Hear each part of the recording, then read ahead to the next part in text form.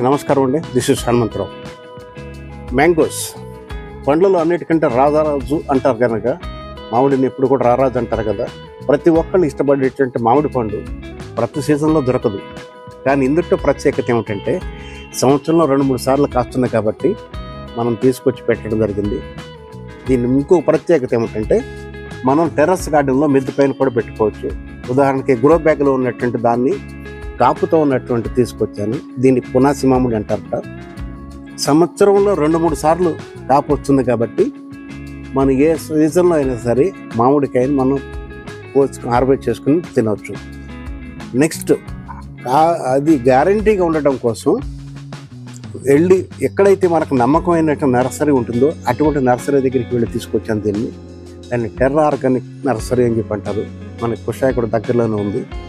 ప్రత్యేకత ఏమిటంటే అందుట్లో చాలా రకాలైన మామిడి తోటలు ఆడ దగ్గర ఉండటంతో పాటు నాకు నచ్చింది, నాకు స్థలంలో సరిపోయేటట్టు మొక్క ఏ స్థలం కావాలి దానికి తగ్గట్టుగానే వాళ్ళు ఇస్తూ ఉంటారు. అడిగితే నాకు ఈ మొక్కని ఇవ్వడం జరిగింది. దీన్ని కాయలతో ఉన్న దాన్ని తీసుకొచ్చాను. ఆల్రెడీ కాపు మీద ఉంది. దీని వీడియో తీసుకోవడం మీ అందరికీ ఎందుకు చూపిస్తున్నా అని చెప్పంటే కాయల సైజు కూడా ఎంత ఉన్నాయి, మొక్క సైజు ఎంత ఉంది, గ్రో బ్యాగ్ ఎంత ఉంది అన్నీ కూడా ఒకసారి చూడండి. దీన్ని రిపోర్టింగ్ చేసినప్పుడు కూడా మాకు ఇంకా డీటెయిల్గా మీకు అందరికీ చూపిస్తాను. ఉదాహరణకి ఈ మొక్క హైట్ చూడండి. I think 4 feet 3.5-4 feet height ఉంటుంది గ్రో బ్యాగ్ నుంచి. ఈ గ్రో బ్యాగ్ హైట్ వచ్చేసి 1 feet ఉంది. 1 feet ఉన్న గ్రో బ్యాగ్లో జరిగింది. ఈ గుర్తు మనం దీన్ని గమనించగల తెలిసిన వాళ్ళందరికీ తెలిసి ఉంటుంది. గ్రాఫ్టింగ్ చేసిన మొక్కలకి ఈ రకంగా ఉంటుంది. ఈ భాగం బయటకు ఉండాలి ఎప్పుడు కూడాను. దీని కింద గ్రాఫ్టింగ్ కంటే కింద ఏ రకం ఎటువంటి రూట్స్ రాకోకుండా, ఎటువంటి కొమ్మలు చిగుళ్ళు రాకోకుండా మనం ఎప్పటికప్పుడు జాగ్రత్త పడుతూ ఉండాలి.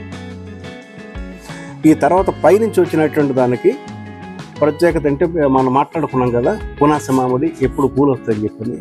పూలు వచ్చినప్పుడు కొంచెం హార్వెస్ట్ చేయడం అనేది పూలు వచ్చిన తర్వాత కాయలు వచ్చిన తర్వాత కాయలు హార్వెస్ట్ చేసిన తర్వాత ప్రూనింగ్ చేయడం అనేది కంపల్సరీగా చేస్తుంటే మళ్ళీ మంచి కొమ్మలు మళ్ళీ చిగుళ్ళు వచ్చేసి చక్కని కాపు వస్తుంది. ప్రతిసారి చెప్పే వీడియోలు ఏంటంటే హైట్ పెరగకుండా ఉంటుంది. ప్రూనింగ్ చేయడం వచ్చి కొత్త చిగుళ్ళు కొత్త కొమ్మలు వస్తాయి కాబట్టి కాపు కూడా బాగుంటుంది. అయితే ఆ టైంలో మనం ప్రత్యేకించి కొంచెం న్యూట్రియంట్స్ ఎక్స్ట్రా ఇవ్వాల్సి ఉంటుంది.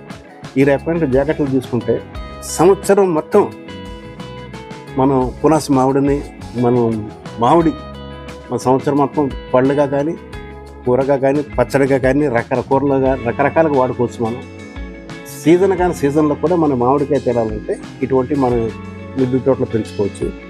గ్రో బ్యాగ్లో పెంచుకోవచ్చు కాబట్టి ప్రూనింగ్ సైజు మనం తక్కువ సైజులో ఉంచుతాం కాబట్టి మిద్దె తోటలో కూడా మనం మామిడి చెట్లు పెంచుకోవచ్చు.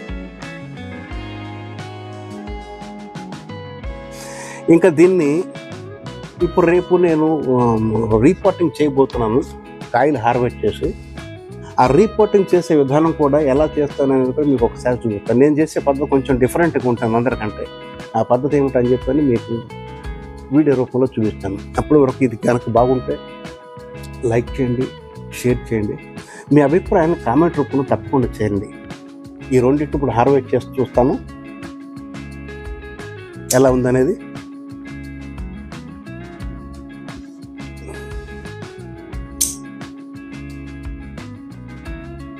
దీని మొదట్లో ఇక్కడ పెట్టేద్దాం ఒకటి.